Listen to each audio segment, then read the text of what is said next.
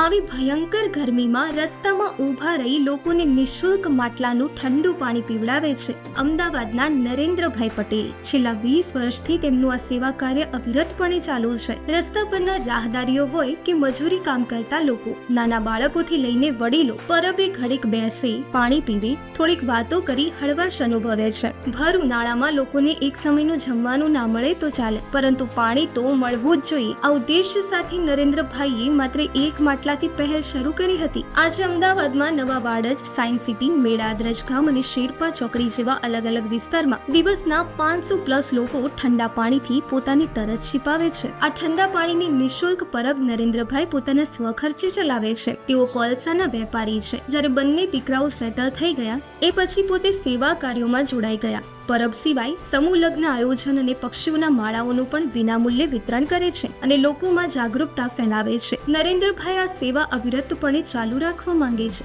તેઓ કહે છે, જ્યાં સુધી જીવું છો ત્યાં સુધી કોઈ પણ જીવ ઓછામાં ઓછું તરસે તો નહીં જ મરે. તો ચાલો આ વિડીયોને શેર કરીએ અને વધુમાં વધુ લોકોને પહોંચાડીએ. શું ખબર આ વિડીયો કોઈને મદદરૂપ બની શકે?